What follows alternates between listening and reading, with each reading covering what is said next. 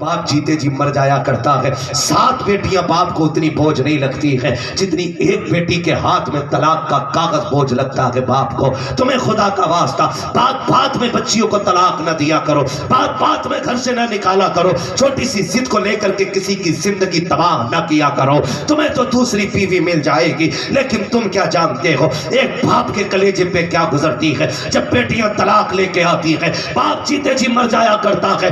اگر تم مصطفیٰ سے سچا پیار کرتے ہو تو کبھی بھی کسی کی بیٹی کو بلا وجہ اپنی خوشی کے لیے، اپنے سکون کے لیے طلاق مت دینا۔ اگر اس کی عادت خراب بھی ہے برداشت کر لو، اللہ اس کے ستم کے بدلے میں تمہیں جنت کا پروانہ عطا فرمائے۔ ہاں، کسی کے باپ کو دکھ نہ دینا۔ بیٹیاں جب روتی ہوئی آتی ہے باپ کو بڑا دکھ ہوتا ہے۔ میرے حضور کے گھر بیٹی روتی ہوئی آئی، خاتون جنت روتی ہوئی آئی ہے۔ حضور نے بیٹی کو روتے دیکھا نا زمین پہ بیٹھ گئے، بازو پھیلا دیے، فاطمہ جلدی آ، کیا ہوا بیٹی؟ ساری بات بتائی، حضور رونے لگ گئے، اور جلال آ گیا آج۔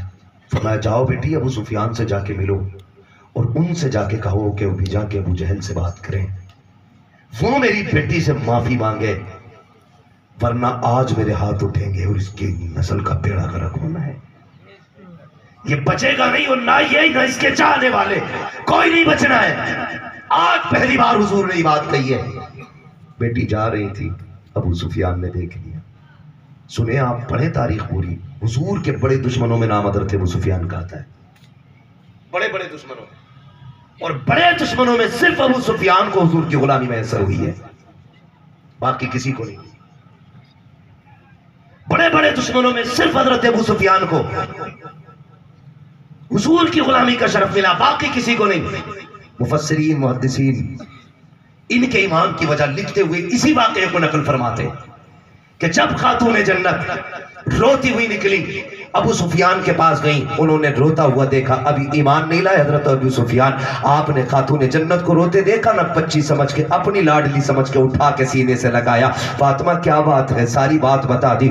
آپ کو غصہ آیا، لے کے ابو جہل کے دروازے پہ آئے، دروازہ کھٹکھٹایا، اندر سے ابو جہل نکل کے آیا، بڑا سینہ چوڑا کر کے آیا، دروازہ کھولا، ابو سفیان کو کھڑے دیکھا، کیا بات ہے؟ جیسی گود میں خاتون جنت کو دیکھا گردن جھک جاتی ہے۔ ابو سفیان ابھی ایمان نہیں لائے، کہتے ہیں ظالم تجھے شرم نہیں آئی؟ ہماری دشمنی معاذ اللہ محمد سے ہے، اس بچی نے تیرا کیا بگاڑا ہے؟ یہ تو جیسی محمد کی بیٹی ہے ویسی ہی ہماری بیٹی ہے، اس پہ تو نے ہاتھ کیسے اٹھایا؟ تیری ہمت کیسے ہو گئی؟ جیسی تیری بات کہی ہے ابو جہل پانی پانی ہو رہا تھا۔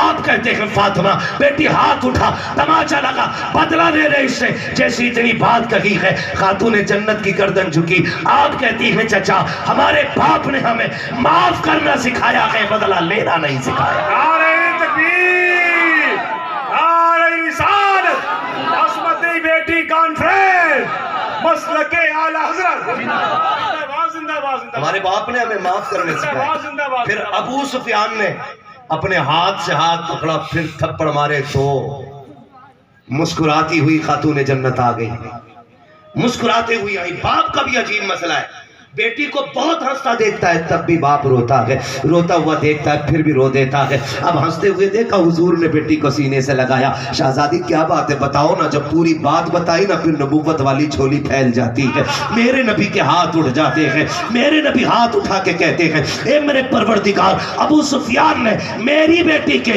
لبوں پہ مسکراہٹ لوٹا دی ہے، مالک اس وقت تک ابو سفیان کو موت نہ دینا جب تک محمد کی جھولی میں جگہ نہ مل جائے۔ ابو ہریرہ نے کہا تھا ابو سفیان یہ جو تمہیں ایمان کی دولت ملی ہے یہ تمہاری ہوشیاری کی وجہ سے نہیں، یہ خاتون جنت کی پیار کی وجہ سے تمہیں دولت ملی۔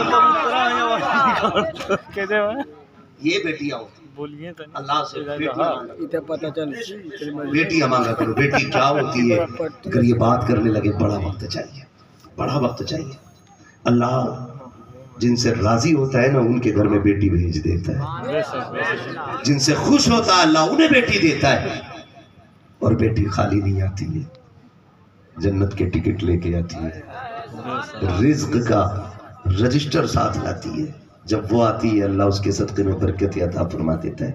آخری بات کر دوں، سنیں جن کے گھروں میں برکت نہیں ہے لیکن بیٹیاں ہیں، برکت نہیں ہے، بہنیں ہیں، تو یہ جو 6-6 کلو کی تعویذ لٹکائے گھوم رہے ہوں، ایسا پورا پیر لٹکا لو 1.5 کوئنٹل کا، کوئی کام کرے. اس لیے کہ آدھی غربت تو آئی ایسے پیروں کی وجہ سے، تو ان کے تعویذوں سے رحمت کہاں سے آئے گی؟ ہاں اگر برکت نہیں ہو رہی ہے نا، مصلی بچھا، 2 رکعت نماز حاجت پڑھ، آگے بیٹی کو بیٹھا، اس کے ہاتھ اپنے ہاتھوں میں لے، تو کہ مالک اس بچی کے صدقے میں رزق عطا فرما. ہمارا اعتقاد یہ ہے ہاتھ نیچے بعد میں آئیں گے، اللہ عرشوں سے رزق کا انتظام پہلے فرما. یہ بیٹیاں ان کے صدقے میں روزی مانگا کرو اللہ سے.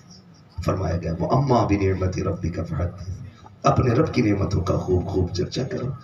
اللہ نے بیٹی دی ہے، بیٹی رحمت ہوتی، بیٹی نعمت ہوتی. بیٹے آئے تب بھی اللہ کا ذکر کرو، بیٹی آئے تب بھی اللہ کا ذکر کرو، اللہ اس کے رسول کو راضی کرو. بیٹا آئے تو ڈی جے بجا رہا بڈھا، پیر ہی نہیں رک رہے. بیٹی آ گئی تو مر گیا بے ٹائم، پڑ گیا کھاٹ پہ. کیا ہوا؟ پوتی آئی ہے، ایسی بہو ہے لونڈیاں ہی لونڈیاں ہیں.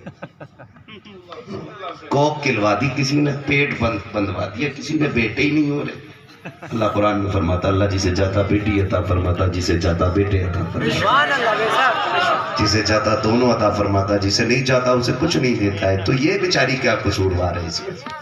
تو یہ بھی وہم دماغ سے نکال دو. بیٹے نہیں ہو رہے، دوسری شادی کر لی، پھر بھی نہیں ہوا، تیسری کر لی.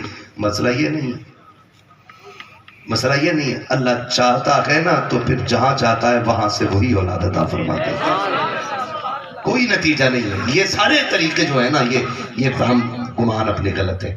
اللہ چاہے تو بیٹی عطا فرما دیتا ہے، چاہے تو 15 منٹ بولنے وقت بہت زیادہ ہو چکا ہے. میں اصل میں بخار کے، اگر آپ نے بلایا ہے تو آئے، ایک ہی دن میں اتنا نہ نکال دو، کسی کو اتنا نہ چاہو کہ دم نکل جائے. داہیہ قلبی کا واقعہ میرے بھائی بہت لمبا ہو جائے گا. میرے بھائی اللہ آپ کو سلامت رکھے. میں سب کی فرمائش کو ایک جگہ رکھتے ہوئے بس حضور کا شجرہ بیان کر لیتا ہوں تاکہ آپ کی خواہش بھی ہو جائے اور